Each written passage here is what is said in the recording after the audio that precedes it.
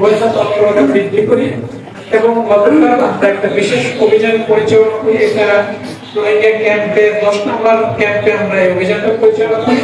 সেখান থেকে সিন্ডিকেটে আমরা বেশ কয়েকজনের নাম পেয়েছি। আমি তদন্তের স্বার্থে বা পরবর্তী অপারেশনের স্বার্থে আমি আপনাদের সবার নাম বলবো না।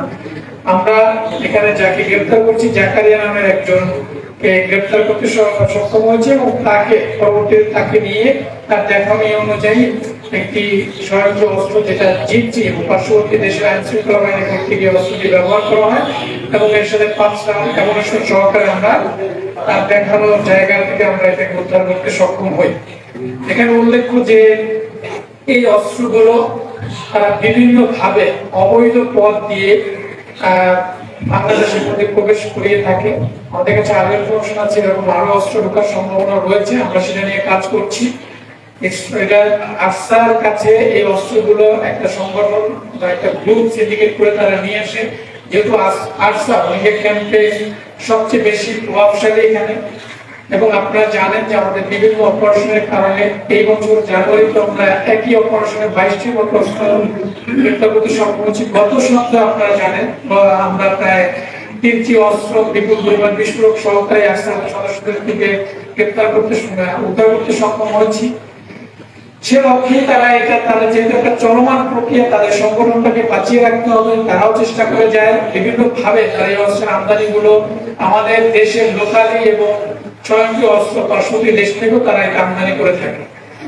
এরকমই এই জাকারিয়া এই অস্ত্রগুলো একটি সিন্ডিকেটের মাধ্যমে সে রোহিঙ্গা ক্যাম্পে প্রবেশ করার উদ্দেশ্যে কাজ করে যাচ্ছিল এবং আমরা যখন তার সুনির্দিষ্ট তথ্যের বিরুদ্ধে অভিযান পরিচালনা করি এবং তাকে গ্রেপ্তার করার পর সে অস্ত্রটা যেখানে লুকিয়ে রেখেছিল সেখান থেকে আমরা এই অস্ত্রটা উদ্ধার করে নিয়ে আসি।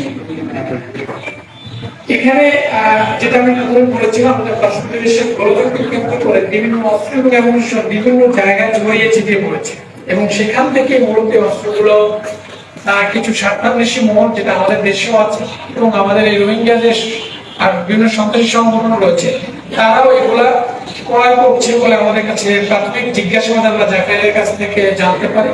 অস্ত্রগুলো মান ভেদে এবং টাইপ ভেদে 2 লক্ষ টাকা থেকে 5 লক্ষ টাকা এরকম তারা নাকি বিক্রি করে যাচ্ছে।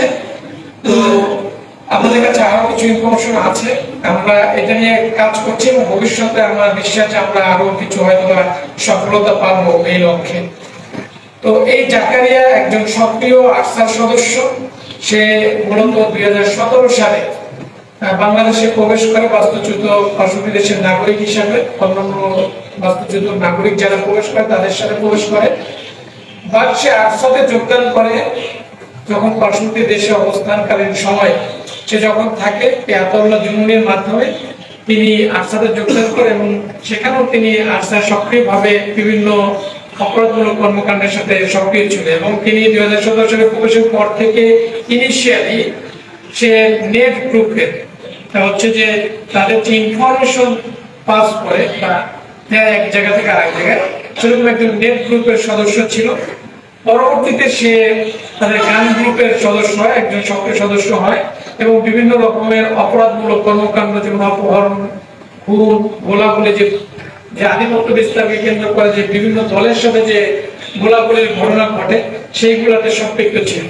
পরবর্তীতে আপনারা যখন জানেন যে বিভিন্ন নেতা পর্যায়ের যে আরসার যে সদস্যদেরকে আমরা গ্রেপ্তারের পরে এক পর্যায়ে 2023 সালের মাঝামাঝি জায়গায় তাকে ক্যাম্প 10-এর এক গান গ্রুপ কমান্ডার হিসেবে নিয়োগ দেওয়া হয় এবং সে এই গান গ্রুপ কমান্ডারের পাশাপাশি সে আরসার রোহিঙ্গা 10 নম্বর ক্যাম্পের 17-70 ব্লকের জিম্মাদার হিসেবেও কাজ করে যাচ্ছে।